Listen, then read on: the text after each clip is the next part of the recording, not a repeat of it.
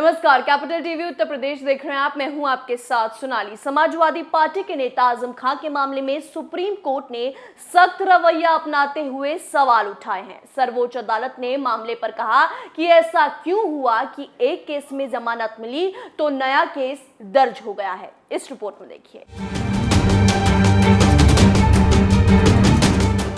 Jail में बंद Samajwadi party के नेता आजम खां के मामले में सुप्रीम कोर्ट ने सख्त रवैया अपनाते हुए सवाल उठाए हैं। सर्वोच्च अदालत ने मामले पर कहा कि ऐसा क्यों हुआ कि एक केस में जमानत मिली तो नया केस दर्ज हो गया।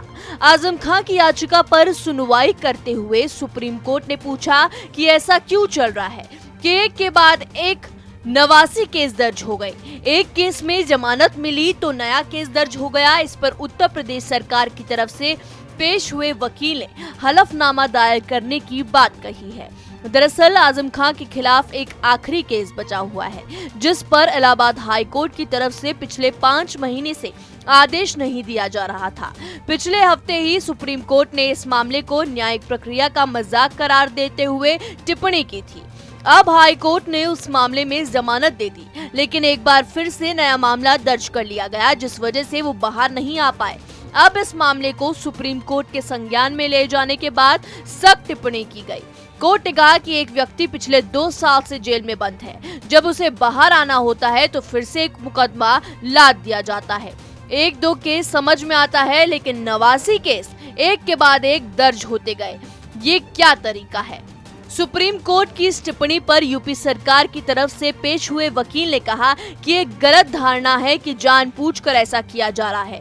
उन्होंने हलफनामा दाखिल करने की बात कही, जिस पर प्रतिक्रिया देते हुए कोर्ट ने कहा कि ठीक है, आप हलफनामा दाखिल कीजिए। अब इस मामले को 17 मार्च मंगलवार के दिन देखा जाएगा। मामले पर योगी सरकार पर निशाना साधते रहे हैं। बीजेपी सरकार पर बदले की भावना से कार्रवाई करने का आरोप लगाता जा रहा है। अब सुप्रीम कोर्ट ने भी टिप्पणी की है। यूपी की सीतापुर की जेल में बंद समाजवादी पार्टी नेता आजम खां की याचिका पर बुधवार को सुनवाई के दौरान सुप्रीम कोर्ट ने अहम टिप्पणी की। सुप्रीम कोर्ट ने यूपी सरकार से सवाल पूछे हैं। सुप्रीम कोर्ट ने कहा कि ऐसा क्यों हो रहा है, एक केस में जमानत मिलने के बाद नया केस दर्ज हो जाता है। एक के बाद एक 89 केस दर्ज हो गए हैं। यूपी सरकार के वकील ने कहा, ऐसा कहना ठीक नहीं होगा, ये सब फर्जी केस नहीं है, हम इसे लेकर हलफनामा दाखिल करेंगे। कोर्ट ने सरकार को हलफनामा दाखिल करने को कहा है। इस रिपोर्ट में मेरे साथ देता ही तमाम खबरों के लिए देखते रहिए कैपिटल टीवी। नमस्कार।